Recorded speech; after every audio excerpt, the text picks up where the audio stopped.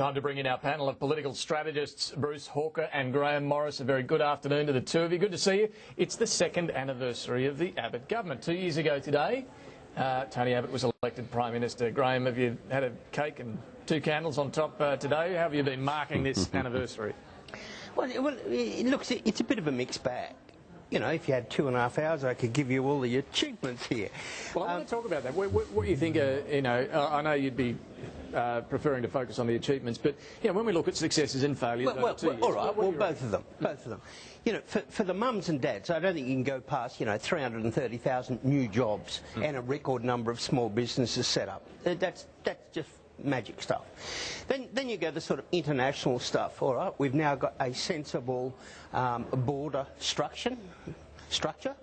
We've got free trade agreements with Japan, South Korea, China. You know, they're all good stuff.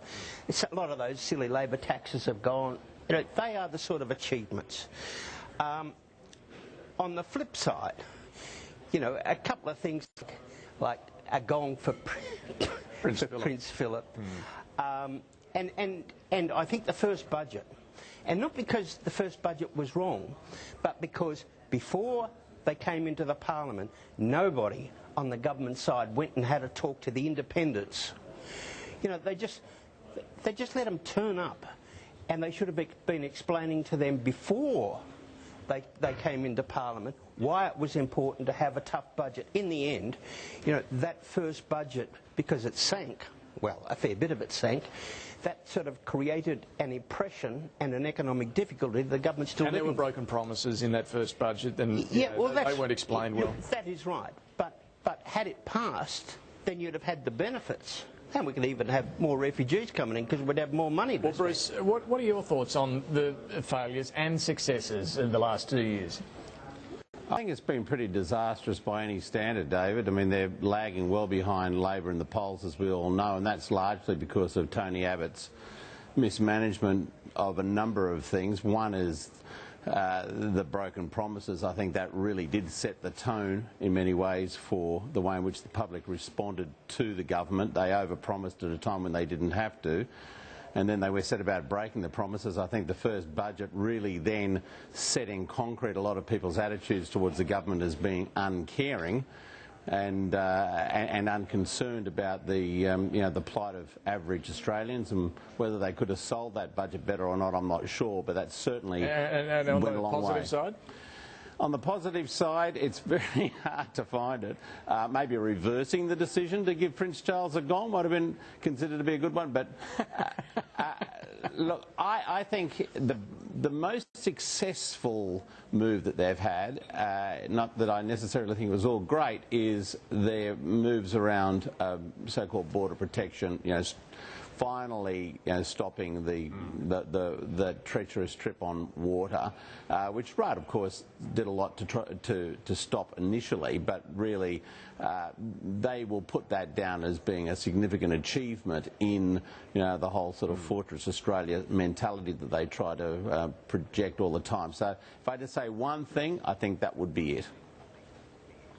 Let me turn to what's happening today then, and this week in particular. I mean, it's a strange time in this place when we're having the two sides of politics trying to outdo each other on who can be more generous to refugees, but that's happening in relation to this crisis in Syria. Grahame, do you think there's a public appetite for something substantial here?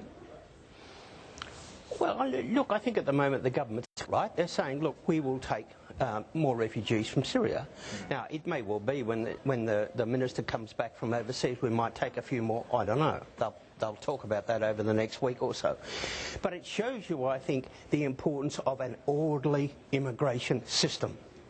You know, Howard stopped the boats and stopped the mess. Then Labor came in, 800 boats came, and in the Abbott period, 800 to 1. And now Europe, and that was because the Labor government said, oh, we've got a kind heart, everyone come here, we won't be doing, and all of a sudden we've got a mess. And that is the problem with Europe, that we've got a certain number of people in our country saying, oh, you know, we'll be kind, and everyone's flooding across the border, and you've got a hell of a mess, and you will have a lot of internal dissension. So the trick is to do it the way Tony Abbott is saying is, look, you've got a problem over there, Let's go through the process, and we will take a certain amount. And people should never forget that Australia is still was last year, number one in the world per capita on the number of resettled refugees. Well, I think that's somewhat contested. No, it's not. But do you think... The United Nations said so. All right. Last year, number one. All right. Well, do you think... yes, I accept in terms of resettled, but you can't ignore the millions that the bordering countries like Lebanon, like Jordan, like Turkey have taken in their refugee camps. And do you think if people hadn't fled those camps and fled Syria and, you know, the scenes that we've seen in the last couple of weeks, we hadn't seen them make that journey, that any of these countries, including Australia, would be doing anything at all? If they were still just sitting in the refugee camp waiting, as you're suggesting they should, would anything happen? Well, probably not, because it's been fairly dramatic. So the point is... the fact is we have taken action. We have done the right thing. But that dramatic action does lead to international response.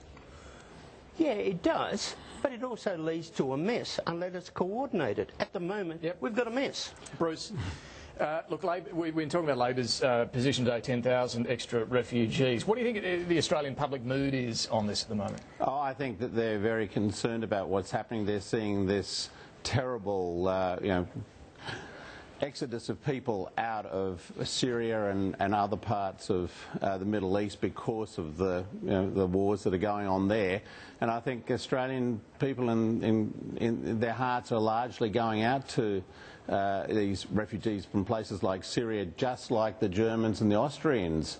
I mean, I think Europe is actually demonstrating remarkable humanitarian outpourings in the way in which they're dealing with the problem right now. Of course it's going to cause other problems, but this is what happens when the world gets caught up in these conflagrations. It's not the first time you've had refugees. Do you take Graham's point that we couldn't have done this, you know, when we had 20,000 or whatever it was, near 20,000 arriving in 1 year by boat, we wouldn't have had the capacity to do something like this? Oh, look, we've got the capacity to take more people. We take tens of thousands of immigrants each year. 6.5 million migrants came to Australia between the Second World War and 2007. 95,000 refugees came from Indochina after the Vietnam War. We can take these people. That's not really a significant issue. I think it's the way in which we take them that's a big issue. And I think Australians have generally accepted that we are a country of migrants and that we build our wealth on the back of migrants. And sensibly, we do have an orderly system of refugee intake. I think we could take more. I think we've taken a lot more in the past and we can take more now. We've got to go. We're out of time. We'll catch up with you both next week. Bruce, Hawker, Grahame Morris, thanks very much for that. Quick break, back with more on PM Agenda. Stay with us.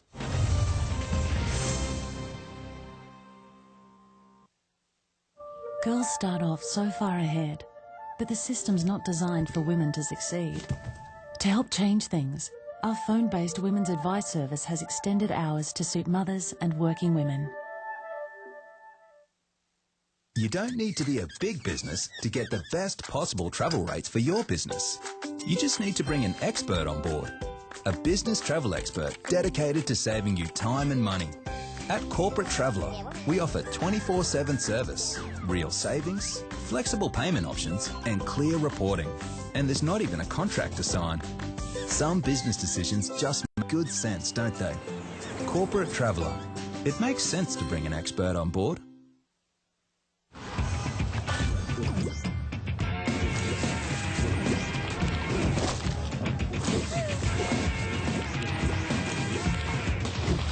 Play Candy Crush Soda with sublime new levels. Finding ways to save when you shop online with Woolworths is easy. Get the same prices and specials that you do in store delivered right to your door. Plus, shop online with Woolies and you could win $1,000 worth of groceries. Simply enter code TRYONLINE when you spend $100 or more for your chance to win. Don't miss out. There's $1,000 worth of groceries up for grabs every day in September. So try something new this spring. Shop online today at woolworthsonline.com.au for your chance to win. Yeah, we love having a family. It's tough sometimes, but it's always good fun. You know, we're really lucky to have such great kids. HCF simply just gets families. They're really kid-friendly. We don't pay any excess at the hospital because, you know, kids will be kids and they have accidents. Our cover has great value for what we pay. It's super easy to change your cover. Our policy is really flexible. HCF get families. They really do.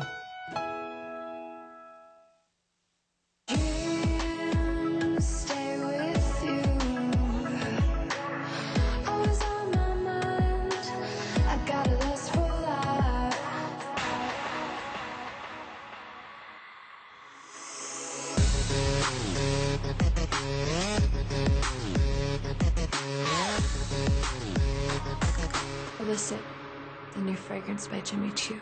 Maya, find wonderful. If you were me, what would you do next? Start another business, build another website. Hey, Heidi highs, Heidi lows. Heidi Weizen. So 2014. That's it. With Wix, it's easy to create your own stunning website. Heidi Whitey's. You did this all by yourself? When I try them on? Go to Wix and create your site today.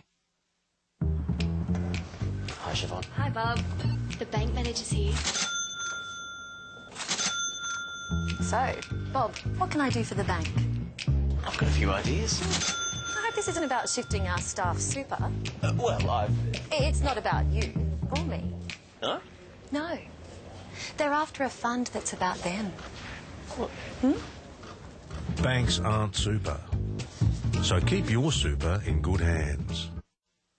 You could save over $650 a month, reducing over the life of your loan by switching your home loan to Mortgage House. 3.99% is the lowest variable home loan rate ever offered by Mortgage House. You'll also get no monthly fees, no